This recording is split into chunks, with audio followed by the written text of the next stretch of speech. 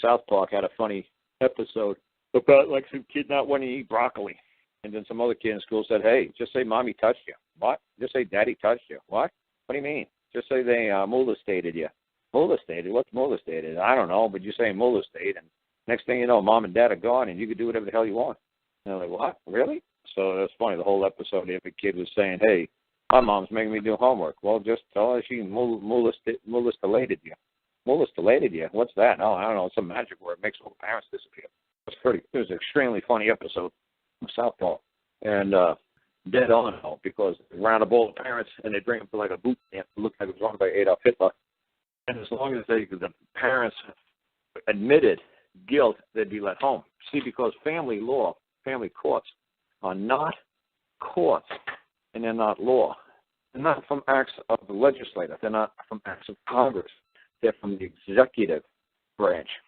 And the executive branch, for some reason, the legislative branch and the congressional, the legislative branches in this country relinquished their duty of creating agencies, and they allow the new administrations to create agencies. So they let the executive branches create the agencies, which is, to me, it's obscene. It's just, wait a second. We elected you congressmen, and these state and United States constitutions clearly define that the creation of agencies are reserved with the congressional or the legislative branch. What are you doing? Letting the executive branch take over. And I mean, I understood during the Civil War to speed, expeditiously the commencement of, military troops and services and flows of supplies. I understand why they did that during the Civil War. They needed to move quickly, and they didn't have to wait for all these congressmen to vote on whether or not we're going to allocate office to this railroad company or to this, bridge building company. Abraham Lincoln was able to basically write the checks. Say, look, we got to get this stuff going. Move. We can't debate this on the floor for 6 months a year. People getting killed out here. We got to take over.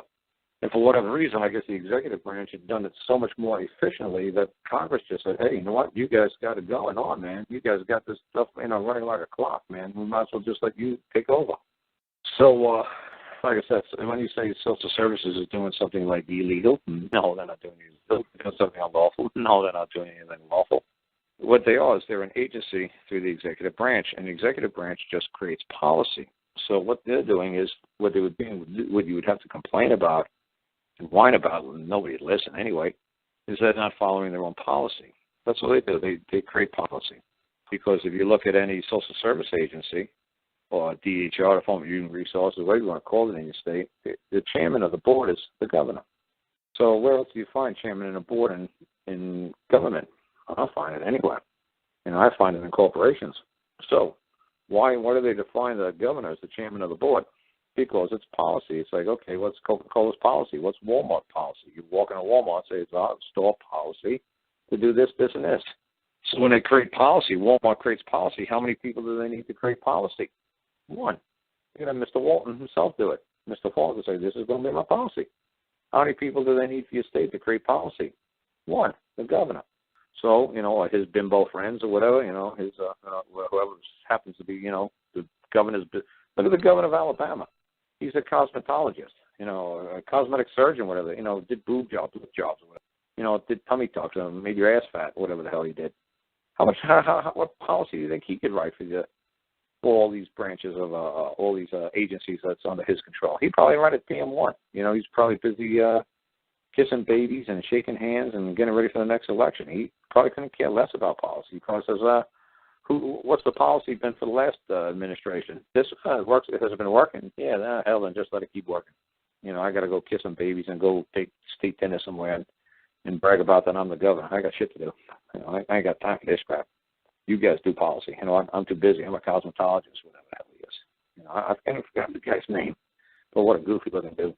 But anyway, that's what an agency is. That acts under the executive branch, but it's supposed to be going through the legislative branch. But the executive, for some reason, when a governor takes over, president takes over, for some reason he thinks he's going to dictate policy.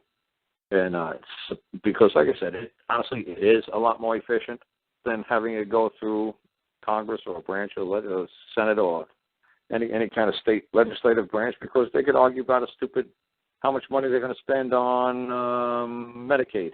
They could waste, 2-3 years to decide what they're going to do, and they could say, well, we want this in the bill, and we want our roads fixed in our neighborhood before we sign on to Medicaid. So it's like, man, it takes forever to get stuff to Congress.